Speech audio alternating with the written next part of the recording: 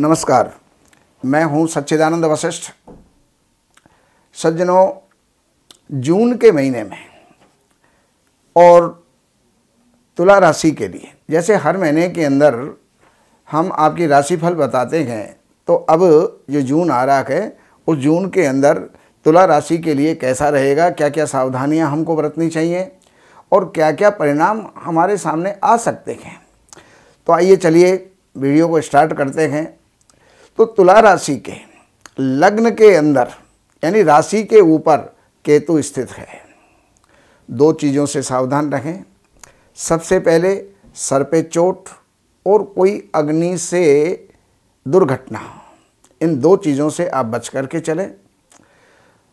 राहु आपके सप्तम स्थान में है और सप्तम स्थान दैनिक व्यापार का भी होता है, पत्नी का भी होता है, साझेदारों का भी होता है। तो राहु जहाँ पर बैठा है, शत्रु राशि के अंदर बैठा हुआ है, तो यहाँ पर आपका व्यापार भी प्रभावित होगा। आपके पति पत्नी के संबंधों में भी कुछ ना कुछ नकारात्मक प्रभाव पड़ेगा। साझेदारों के अंदर भी नकारात्मक प्रभाव होगा, तो उससे आपको सावधान होना होगा। भाइयों से भी टकराव हो सकता है, किसी प्रकार का विवाद हो सकता है। शनि आपके पंचम स्थान में है, तो पंचम स्थान का शनि अगर कोई विद्यार्थी है तो उनके लिए तो बहुत ही शुभ परिणाम देने वाला है। पढ़ाई के अंदर अच्छे परिणाम प्राप्त होंगे, लेकिन एक बात का ध्यान रखना, शनि जो है धीरे चलता है, तो गति भी उसकी धीरे है, तो वो कार्य भी धीरे करता है। इसलिए आलस्य को त्यागें तो विद्यार्थी अच्छा परिणाम प्राप्त कर सकते हैं, अच्छा रिजल्ट उनके जीवन के अंदर आ सकता है। यही शनि अगर कोई वैवाहिक जीवन जो भोग रहे हैं तो उनके लिए तृतीय दृष्टि उसकी सप्तम स्थान के अंदर जा रही है। ऐसी स्थिति में पति पत्नी के बीच में, आपसी साझेदार के बीच में कोई ना कोई विवाद हो सकता है। उससे आपको सतर्क और सावधान रहना होगा। ये मत कहना कि पंडित जी डराते हैं, ये जो इनका परिणाम है वो हम आपको बताते हैं। तो किसी पर अधिक किसी पर कम, लेकिन होता आवश्यक है। यही शनि आपके दशम दृष्टि से आपके कुटुंब के ऊपर देख रहे हैं, तो जो संचित धन है उसको निकालने का प्रयास करेंगे, कहीं ना कहीं लगाने का प्रयास करेंगे। आमद जो है उसके अंदर कहीं ना कहीं कोई ना कोई रुकावट पैदा कर सकते हैं। तो शनि, राहु और केतु, इनके जहाँ जहाँ सुखद परिणाम हैं वो तो मैंने आपको बताया। हाँ, अगर कोई देने वाले हैं, कोई कंपटीशन, कोई इंटरव्यू, तो उनके लिए ये बढ़िया है। उनके लिए अच्छा परिणाम देने वाला शनि है, या महीना भी उनके लिए अच्छा जाएगा। अब बृहस्पति आपके सप्तम स्थान में हैं, तो बृहस्पति जहाँ पर बैठते हैं वहाँ भी शुभ परिणाम देते हैं, और जहाँ इनकी दृष्टि होती है वहाँ पर भी इनका परिणाम शुभ निकलता है, अच्छा निकलता है। तो बृहस्पति की यहाँ से बैठे हुए सबसे पहले दृष्टि जो है अपने लग्न के ऊपर, राशि के ऊपर पड़ रही है, तो मस्तिष्क को संतुलित रखेंगे। जो भी कोई मन में उलझने हैं उन उलझनों को ये सुलझाएंगे, आमद के रास्ते खोलेंगे। भाई बंधुओं के अंदर जो भी विग्रह शनि और राहु के कारण से बन रखे गए, उनके अंदर ये समझौता का रास्ता निकाल करके और उनमें जो है मेलजोल बढ़ाएंगे। अब हम चलते गए आपके दैनिक राशिफल की तरफ।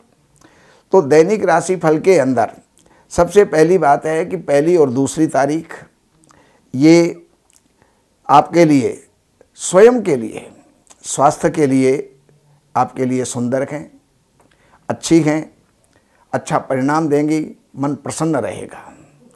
कहीं से कोई भी शुभ समाचारों की प्राप्ति से भी मन प्रसन्न रह सकता है, और भी परिवार के कारण से भी जो है मन प्रसन्न रह सकता है। 3, 4, 5 और 6 तारीख ये आपके लिए घर में, परिवार में, समाज में अच्छा उत्सव जैसा जो है समारोह ये बनाएंगे। आनंद ही आनंद रहेगा, मित्रों से सहयोग प्राप्त होगा, छोटे भाइयों से जो है मैत्री बढ़ेगी। 7 और 8 तारीख ये आपको थोड़ी सी सावधानियों पूर्ण निकालनी है, क्योंकि ये चिंता का देने वाला है। अकारण चिंता उत्पन्न हो जाती है। कहीं से कोई गलत समाचार आ गया तो मन में चिंता हो गई, कहीं पर कोई अनहोनी की शंका हो गई मन के अंदर, तो जो है मन उस समय पर उदास हो गया या चिंता उत्पन्न हो गई, तो उसके प्रति शांत रहें। 9-10 तारीख ये आपके लिए, पढ़ाई वालों के लिए बहुत बढ़िया है। उनके परिणाम, रिजल्ट उनके अच्छे आएंगे। एग्ज़ाम है तो अच्छा जाएगा, और अगर कंपटीशन है, कोई इंटरव्यू है, तो वो भी आपका अच्छा जाएगा। अब 13, 14, 11 और 12 तारीख, 11-12 तारीख के अंदर आपको सावधानी बरतनी होगी, क्योंकि इसके अंदर किसी के साथ भी कोई विवाद हो सकता है। अपनी वाणी पर कंट्रोल रखें, अपने व्यवहार पर कंट्रोल रखें, जिससे कि कोई दुर्व्यवहार आपके द्वारा ना हो, तो उससे शांति बनी रहे। अन्यथा किसी न किसी प्रकार का विद्रोह और जो है किसी से झगड़ा उत्पन्न हो सकता है। 13, 14, 15 तारीख आपके लिए, परिवार के लिए, व्यापार के लिए, सहयोगी के लिए, पत्नी के लिए और साझेदार के लिए ये अच्छा परिणाम देने वाले हैं। लेकिन 16, 17 तारीख ये आपको संभलना होगा। आप अस्वस्थ रह सकते हैं, शरीर में कोई पीड़ा रह सकती है। तो अगर आपका कहीं यात्रा का प्रोग्राम है, कहीं आने जाने का प्रोग्राम है, तो उसको आप स्थगित करें और कोई भी नया कार्य इसमें प्रारंभ ना करें। अब इसके बाद में 18, 19, 20, 21 और 22, 23, 24 और 25 ये 8 दिन आपके लिए बहुत ही सुंदर, भाग्य को बढ़ाने वाले। इस समय पर किया गया कार्य भविष्य के अंदर आपके भाग्य को 4 चांद लगा देगा। राजकीय कामों में राज्याधिकारियों से, राजनेताओं से आपको लाभ होगा। कोई रुका हुआ कार्य उनके द्वारा ये निकलेगा। पिता की भी कृपा प्राप्त होगी और अतुलित धन की प्राप्ति होगी। 27, 28 तारीख इसमें आपको फिर सावधान रहना होगा, कारण कि यहाँ पर कोई भी आपके साथ में धोखा हो सकता है, चीटिंग हो सकती है। यहाँ पर कोई इन्वेस्ट मत करना, और इन्वेस्ट किया तो नुकसान जा सकता है। तो इसलिए इस समय पर किसी के साथ में देन लेन भी ना करें, वरना वो पैसा जो है आपका डूब सकता है।